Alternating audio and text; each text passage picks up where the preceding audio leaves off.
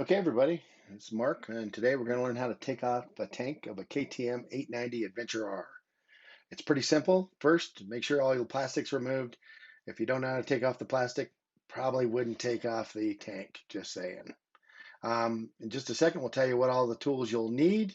And so first, you're going to need a T30 Torx, a 6 millimeter Allen wrench, pliers and some cutters, a small catch basin, and some rags. Should be about it.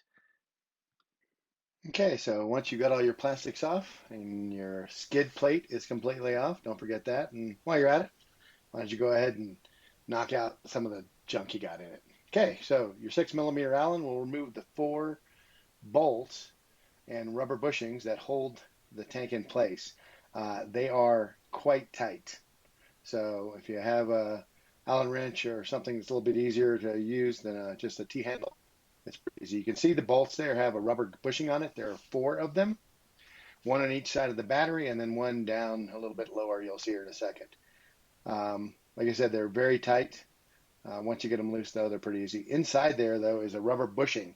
And when you go to lift it up, that rubber bushing may fall out. So you'll pull those two off on each side. One of these days, when I get done spinning that wrench. And then we'll move down to the other two bolts, one on each side. Super easy to find, super easy to get.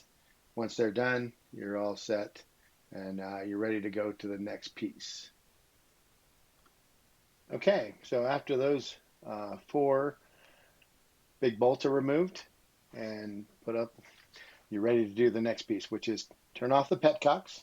And there's a petcock on each side of the tank at the bottom. Sorry about having to lay down on the ground here to get them, but you'll turn those completely off. Do not forget to turn them back on when you're done. So I'm able to reach across and get both of them. Once they're done, you're ready to go to the next piece, which is you're going to need the pliers, and there's some little spring clips right on the piece right there. And you're going to loosen those spring clips, which basically takes that connector tube that connects both the petcocks together, and you're going to take that and disconnect it from each petcock. You will have some fuel spill out here, and that's why you're going to need your catch basin and maybe some rags. Not a whole lot, just what's in the actual tube, which could be, a little bit, but not a big deal. So you're going to pull those off. Pretty simple.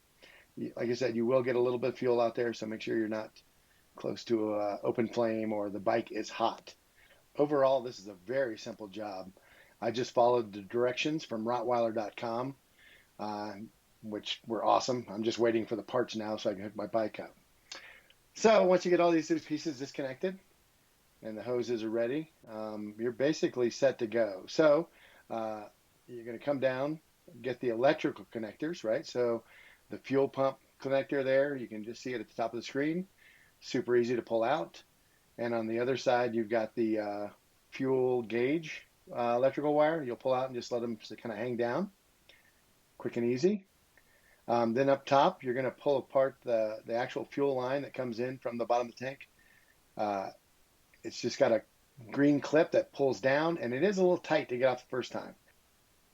Once you got that off, you're going to come in and, unlike me, definitely disconnect the drain lines from the tank. You'll see there on the left-hand side, you got to pull that out so it doesn't catch. Then just slowly lift out and back on the tank. Once you get that piece disconnected, pull it right out. That's where I dropped some of the little rubber pieces, but they go right back in. Set it on the ground. Make sure that your fuel piece, the fuel tank, doesn't leak all over the place. But other than that, it's pretty simple. Once that's done, bike's ready to go. So now I'm just waiting on Rottweiler to send my other parts, and I will put it all back together and hopefully be riding before or as soon as the snow's melted. All right, thanks everybody. Appreciate you watching. Hope this helps somebody.